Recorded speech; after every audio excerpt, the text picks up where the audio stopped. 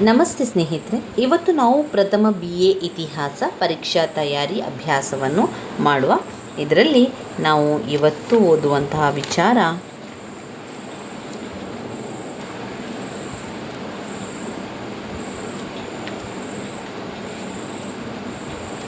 ಬೌದ್ಧ ಧರ್ಮದ ಬಗ್ಗೆ ತಿಳ್ಕೊಳ್ಬೇಕು. ವೆರಿ ಇಂಪಾರ್ಟೆಂಟ್ ಆಗಿರುವಂತಹ ಒಂದು ಪ್ರಶ್ನೆ ಬೌದ್ಧ ಧರ್ಮದ ಬಗ್ಗೆ. ಬೌದ್ಧ ಧರ್ಮದಲ್ಲಿ ಅವರು ಬೇರೆ ಬೇರೆ ರೀತಿಯ ಪ್ರಶ್ನೆಗಳನ್ನು ಕೇಳ್ತಾರೆ.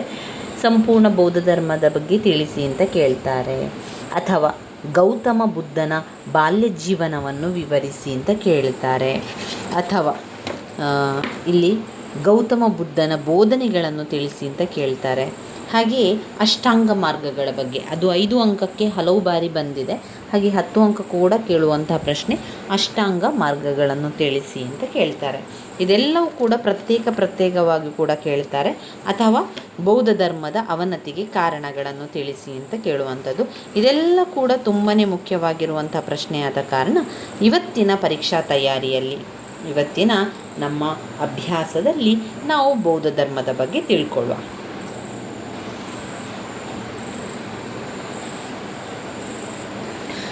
ಗೌತಮ ಬುದ್ಧನಿಂದ ಸ್ಥಾಪಿತವಾದ ಧರ್ಮವೇ ಬೌದ್ಧ ಧರ್ಮ.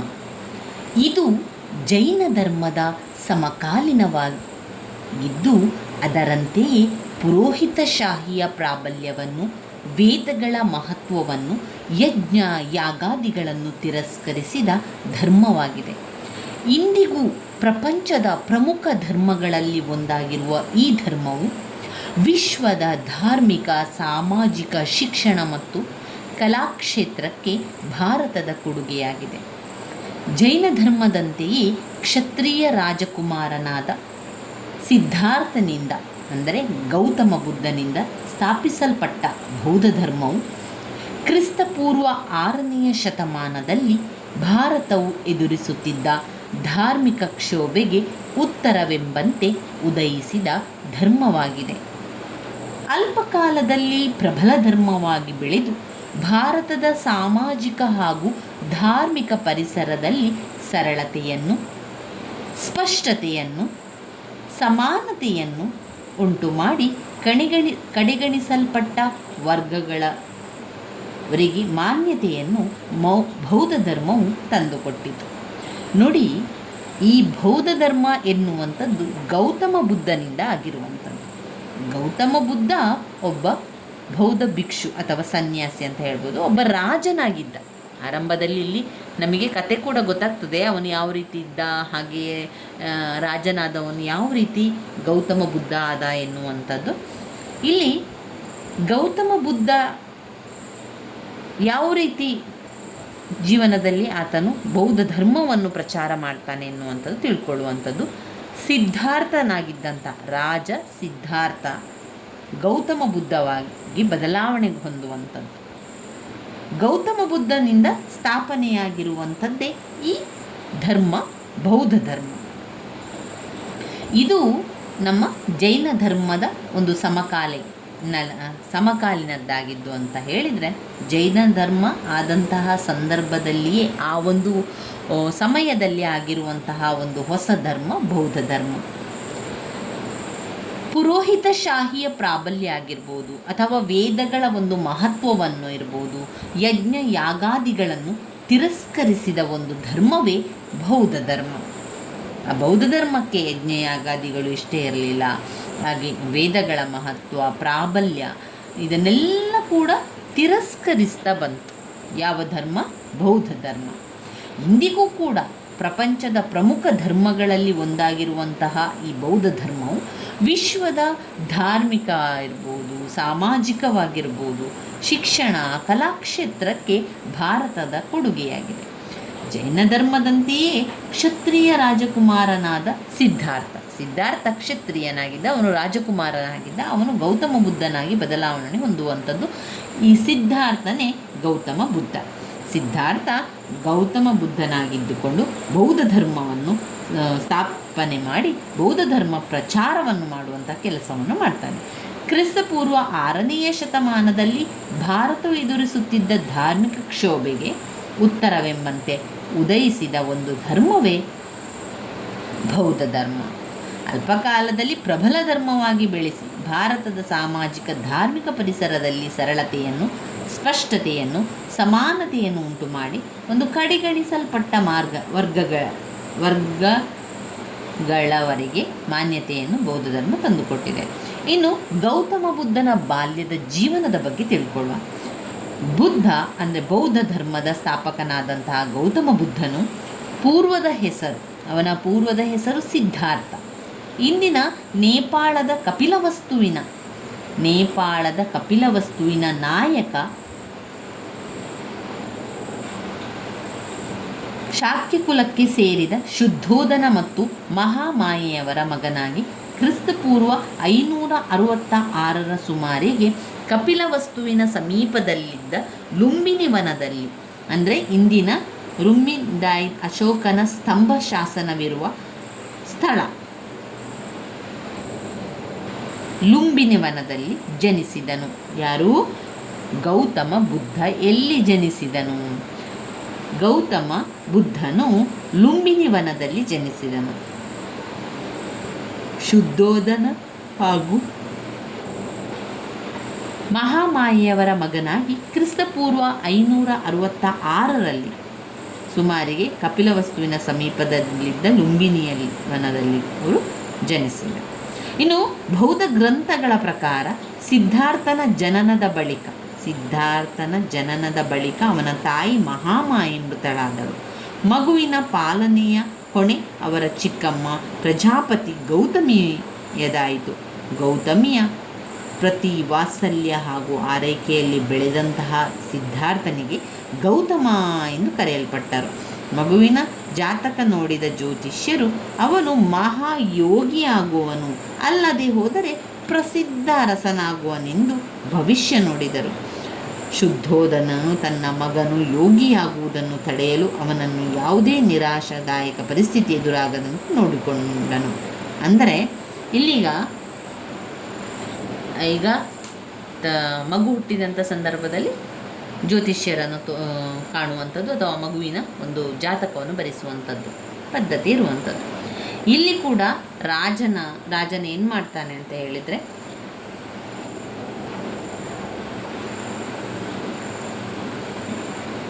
ರಾಜ ಏನು ಮಾಡ್ತಾನೆ, ಗೌತಮ ಬುದ್ಧನ ಜಾತಕವನ್ನು ಮಹಾಯೋಗಿಯವರಲ್ಲಿ ತೋರಿಸಿದಾಗ ಅವರೇನು ಹೇಳ್ತಾರೆ,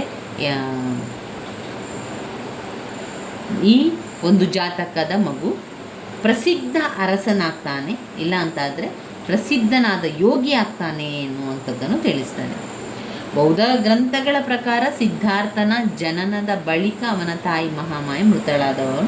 ಮಗುವಿನ ಪಾಲನೆ ಹೊರೆ ಚಿಕ್ಕಮ್ಮ ಪ್ರಜಾಪತಿ ಗೌತಮಿ ನೆರವೇರಿಸಿರುವಂಥದ್ದು. ಮಗು ಯೋಗಿಯಾಗುವುದನ್ನು ತಡೆಯಲು ಅವನನ್ನು ಯಾವುದೇ ನಿರಾಶಾದಾಯಕ ಪರಿಸ್ಥಿತಿ ಎದುರಾಗದಂತೆ ನೋಡಿಕೊಂಡನು. ಅಂದರೆ ತನ್ನ ಮಗನ ಎದುರು ರೋಗದ ಸಾವಿನ ದುಃಖದ ಸನ್ನಿವೇಶಗಳು ಬರದಂತೆ ಎಚ್ಚರಿಕೆ ವಹಿಸಿದನು. ರಾಜಕುಮಾರನಿಗೆ ತಕ್ಕುದಾದ ವಿದ್ಯೆಯನ್ನು ಕೊಡಿಸಿದನು. ವಯಸ್ಕನಾದಾಗ ಯಶೋಧರ ಎಂಬ ಸುಂದರ ಕನ್ಯೆಯೊಡನೆ ವಿವಾಹ ಮಾಡಿದನು. ಈ ದಂಪತಿಗಳಿಗೆ ರಾಹುಲನೆಂಬ ಗಂಡು ಮಗು ಜನಿಸಿತು.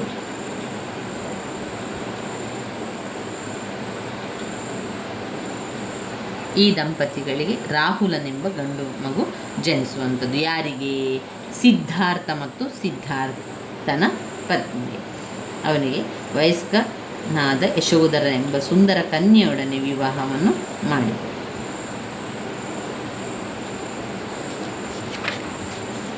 ಇಷ್ಟೆಲ್ಲ ಆದಮೇಲೆ ಏನಾಯಿತು ಅಂತ ನೋಡಬೇಕಲ್ವ.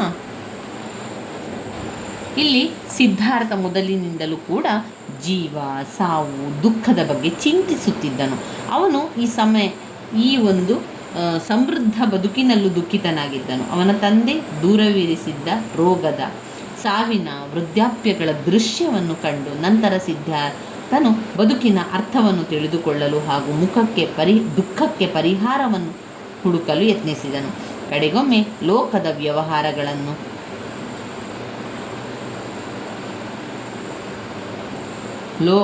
ಇಲ್ಲಿ ಬರುವಂಥದ್ದು ಅಂದರೆ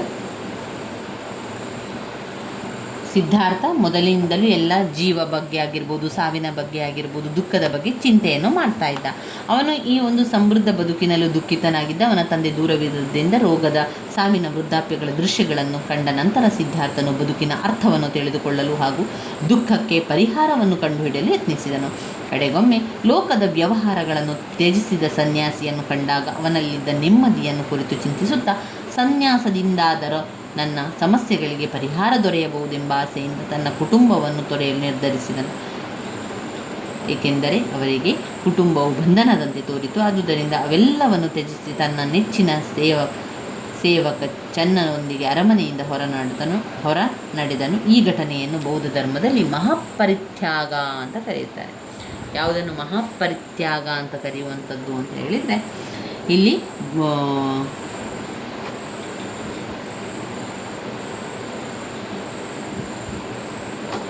ಮಹಾಪರಿತ್ಯಾಗ ಎಂದು ಕರೆಯಲಾಯಿತು. ಮನೆಯನ್ನು ತೊರೆದಂತಹ ಸಿದ್ಧಾಂತ. ಸರಿ, ಈಗ ಮನೆಯನ್ನೆಲ್ಲ ತೊರೆದು ಹೋಗಿದ್ದಾನೆ. ಹಲವು ದಿನಗಳ ಕಾಲ ಗುರುವಿನ ಹುಡುಕಾಟದಲ್ಲಿದ್ದನು. ತನಗೆ ಮಾರ್ಗ ತೋರಬಲ್ಲ ಗುರುವಿಗಾಗಿ ರಾಜಗೃಹ, ಗಯಾ, ಉರವೇಲ ಮುಂತಾದ ಸ್ಥಳಗಳನ್ನು ಸಂದರ್ಶಿಸಿದರು. ಆಳರ, ಆಮೇಲೆ ಕಾಲಮ, ಉದ್ದಕ, ರಾಮಪುತ್ತ ಮುಂತಾದ ಗುರುಗಳು ನೀಡಿದ ಸಲಹೆಗಳು ಅವನಿಗೆ ತೃಪ್ತಿ ಉಂಟು ಮಾಡಲಿಲ್ಲ. ನಂತರ ಏನು ಮಾಡಿದರು? ಗಯೆಯ ಬಳಿಯ 5 ತಪಸ್ಸಿನೊಂದಿಗೆ ಘೋರ ತಪಸ್ಸು ಕೈಗೊಂಡನು. ಆದರೆ ಅದರಿಂದಲೂ ಅವನ ಪ್ರಶ್ನೆಗಳಿಗೆ ಉತ್ತರವಾಗಲಿ ಮನಸ್ಸಿಗೆ ನೆಮ್ಮದಿಯಾಗಲು ದೊರಕಲಿಲ್ಲ. ತಪಸ್ಸಿನ ಕಠೋರತೆ ಅವನಿಗೆ ವ್ಯರ್ಥವೆನಿಸಿತು. ಇನ್ನು ದೇಹದಂಡನೆಯನ್ನು ಬಿಟ್ಟು ಧ್ಯಾನದಲ್ಲಿ ತೊಡಗಿ ಜ್ಞಾನಸಕ್ತನಾದನು. ಕಡೆಗೆ ಒಂದು ದಿನ ಅವನು ಎಲ್ಲ ಒಂದು ಅಶ್ವತ್ಥ ವೃಕ್ಷದ ಕೆಳಗೆ ತಪಸ್ಸಿನಲ್ಲಿ ಕುಳಿತಾಗ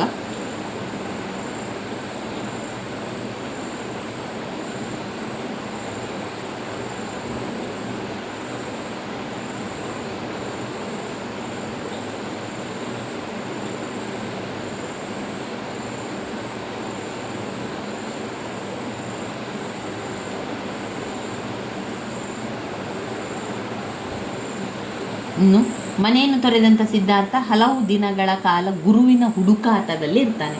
ತನಗೆ ಮಾರ್ಗ ತೋರಬಲ್ಲ ಗುರುವಿಗಾಗಿ ರಾಜಗೃಹ, ಗಯಾ, ಉರವೇಲ ಮುಂತಾದ ಸ್ಥಳಗಳನ್ನು ಸಂದರ್ಶಿಸಿದನು. ಆಳರ, ಆಮೇಲೆ ಕಾಲಮ, ಉದ್ದಕ, ರಾಮಪುತ್ರ ಮುಂತಾದ ಗುರುಗಳು ನೀಡಿದ ಸಲಹೆಗಳು ಅವನಿಗೆ ತೃಪ್ತಿ ಉಂಟು ಮಾಡಲಿಲ್ಲ.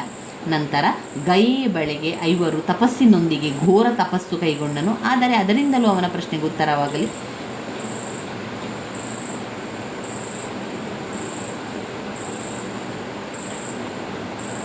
ತಪಸ್ಸಿನ ಕಠೋರತೆಗೆ ಅವರಿಗೆ ವ್ಯರ್ಥವೆನಿಸಿತು.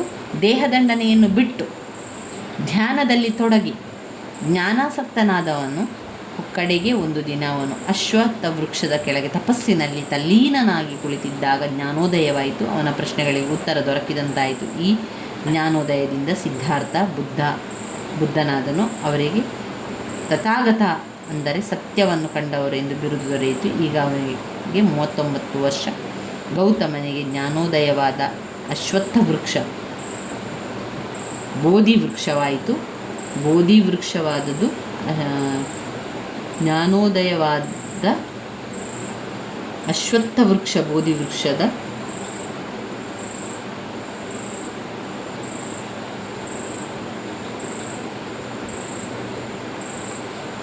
ಸ್ವಲ್ಪ ಕಾಲದಲ್ಲಿ ಬುದ್ಧನಿಗೆ 3 ಶಿಷ್ಯರಾದರು. ಬುದ್ಧ ತನ್ನ ಜೀವಿತದ ಉಳಿದ ಭಾಗವೆಲ್ಲ ತಾನು ಕಂಡುಕೊಂಡ ಸತ್ಯವನ್ನು ಎಲ್ಲರಿಗೂ ಪ್ರಸಾರ ಮಾಡಲು ವಿನಿಯೋಗಿಸಿದನು. ಅಂದಿನ ಕೋಸಲದ ರಾಜ ಪ್ರಸೇನಜಿತ್, ಮಗಧ, ಬಿಂಬಿಸಾರ, ಅವನ ಉತ್ತರಾಧಿಕಾರ ಅಜಾತಶತ್ರು ಬುದ್ಧನನ್ನು ಗೌರವಿಸಿದರು.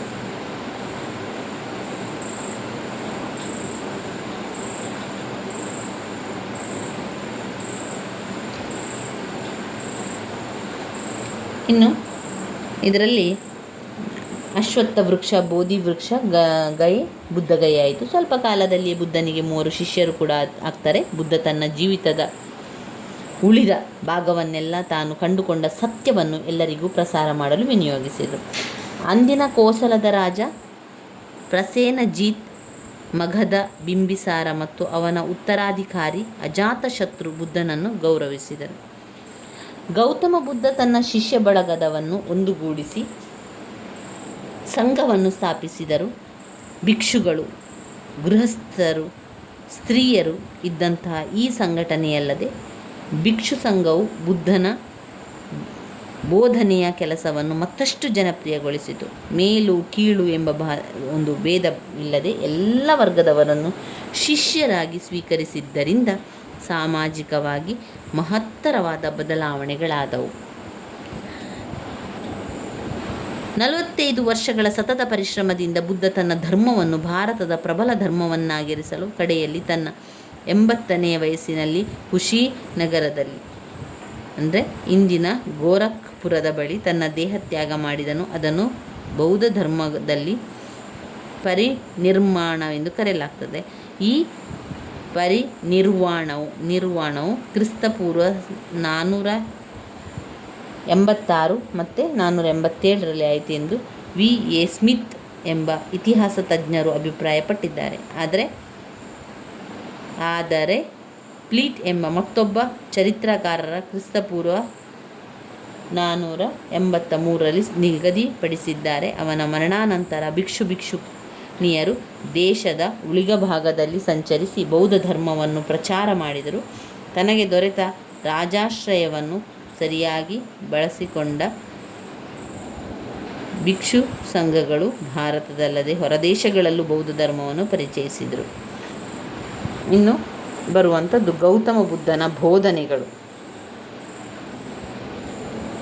ಅಲ್ಪಕಾಲದಲ್ಲಿ ಹೆಚ್ಚಿನ ಜನರಾಕರ್ಷಿಸಿ ಭಾರತದ ಧಾರ್ಮಿಕ ಕ್ಷೇತ್ರದಲ್ಲಿ ಮಹತ್ತರ ಬದಲಾವಣೆಗಳಿಗೆ ಕಾರಣವಾದ ಬುದ್ಧನ ಬೋಧನೆಗಳ ರೂಪುರೇಷೆಗಳನ್ನು ನೋಡುವುದಾದರೆ ಅವು ಅತ್ಯಂತ ಸರಳವಾಗಿದ್ದು ಎಲ್ಲವೂ ಅರ್ಥ ಮಾಡಿಕೊಳ್ಳುವಂತಿದೆ.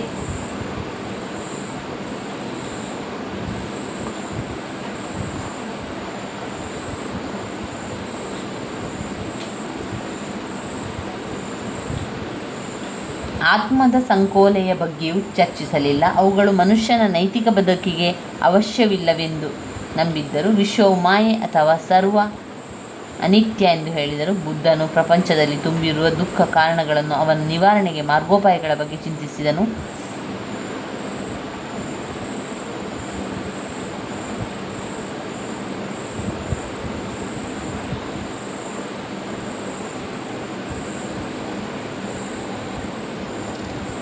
ಇದರಲ್ಲಿ ಅವರು 4 ಸತ್ಯಗಳನ್ನು ಕೊಟ್ಟಿದ್ದಾರೆ. ಪ್ರಪಂಚವು ದುಃಖದಿಂದ ಕೂಡಿದೆ.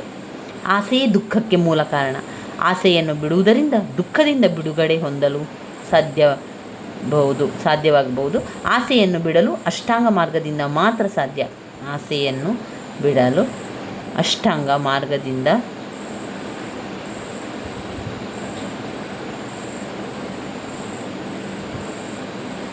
ಇನ್ನು ಬರುವಂಥದ್ದು ಇದರಲ್ಲಿ ಮರಣದಿಂದಲೂ ದುಃಖವನ್ನು ನಿವಾರಿಸಲು ಸಾಧ್ಯವಿಲ್ಲ, ಏಕೆಂದರೆ ಅದು ಹುಟ್ಟು ಸಾವುಗಳ ವರ್ತುಲಕ್ಕೆ ಅದು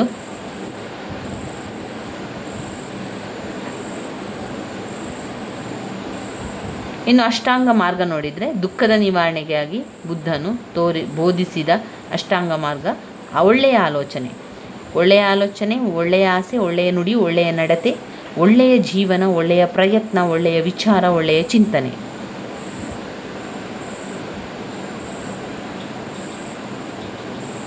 ಇನ್ನು ಬುದ್ಧನೇ ಈ ಅಷ್ಟಾಂಗ ಮಾರ್ಗವು ಮಧ್ಯಮ ವರ್ಗವಾಗಿದ್ದು ನೈತಿಕ ಮತ್ತು ಧಾರ್ಮಿಕ ಜೀವನದಲ್ಲಿ ವಿಪರೀತವಾದ ವೈಭವವಾಗಲಿ ವಿಪರೀತವಾದ ತ್ಯಾಗವಾಗಲಿ ಅವಶ್ಯ ಇಲ್ಲವೆಂದು ಹೇಳಿರುವ ಗೌತಮ ಬುದ್ಧನು ರೋಗ ಜೀವನವನ್ನು ಮತ್ತು ಘೋರ ತಪಸ್ಸನ್ನು ತ್ಯಜಿಸಬೇಕೆಂದು ಜನರಿಗೆ ಸಾರಿದರು. ಹೀಗೆ ಹಿಂದೂ ಧರ್ಮದ ಭಾವವಾಗಿದ್ದ ಯಜ್ಞ ಯಾಗಾದಿಗಳನ್ನು ಇಲ್ಲಿ ಪ್ರಾಣಿ ಬಲಿಯನ್ನು ಅವನು ಕಟುವಾಗಿ ಟೀಕಿಸಿದರು. ಅಹಿಂಸೆಯನ್ನು ಪಾಲಿಸಲು ಕರೆ ನೀಡಿದರು. ಜಾತಿ ಪದ್ಧತಿಯನ್ನು ಓಡಿಸಿ ಹುಟ್ಟಿನಿಂದ ಮನುಷ್ಯನು ಶ್ರೇಷ್ಠನಾಗುವುದು ಹೇಗೆ ಸಾಧ್ಯವಿಲ್ಲ, ಶ್ರೇಷ್ಠನಾಗಲು ಸಾಧ್ಯವಿಲ್ಲ. ಅವನ ಕಾರ್ಯಗಳಿಂದ ಮಾತ್ರ ಮನುಷ್ಯನು ಉತ್ತಮ ಅಥವಾ ಅಧಮನಾಗುತ್ತಾನೆಂದು ಬೋಧಿಸಿದರು. ಬುದ್ಧನಿಗೆ ಕರ್ಮಫಲ ಹಾಗೂ ಪುನರ್ಜನ್ಮದಲ್ಲಿ ನಂಬಿಕೆ ಇತ್ತು. ಉತ್ತಮ ಜೀವನದಿಂದ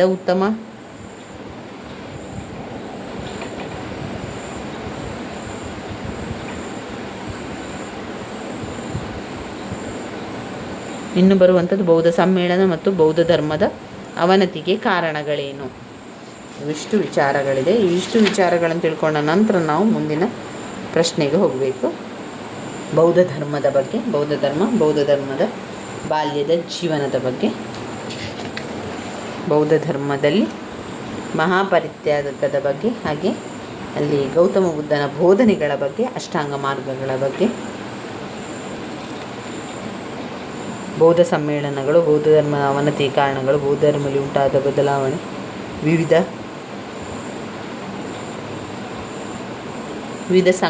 ಪಂಥಗಳಾಗಿ ಒಡೆಯಿತು, ರಾಜಾಶ್ರಯದ ಕೊರತೆ, ಹಿಂದೂ ಧರ್ಮದ ಪುನರುಜ್ಜೀವನ, ಬೌದ್ಧ ಭಿಕ್ಷುಣಿಯರ ನಡವಳಿಕೆಯಲ್ಲಿ ಅಶಿಸ್ತು,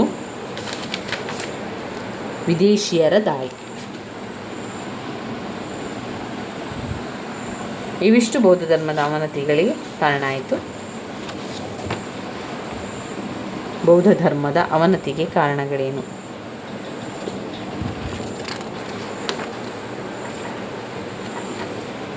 ಗುಪ್ತರ, ಮೌರ್ಯರ ಸಾಮ್ರಾಜ್ಯದ ಬಗ್ಗೆ, ಮೌರ್ಯರ ಅವನತಿಯ ಬಗ್ಗೆ, ಅವುಗಳ ಬಗ್ಗೆ ಸ್ವಲ್ಪ ನೋಡ್ಕೊಳ್ಬೇಕಾಗಿರುವಂಥದ್ದು. ನನ್ನ ವಿಡಿಯೋಸ್ ಎಲ್ಲ ನಿಮಗೆ ಇಷ್ಟ ಆಗಿದ್ದರೆ ಲೈಕ್ ಕೊಡಿ, ಶೇರ್ ಮಾಡಿ, ಸಬ್ಸ್ಕ್ರೈಬ್ ಮಾಡಲಿಕ್ಕೆ ಮರಿಬೇಡಿ. ಧನ್ಯವಾದಗಳು.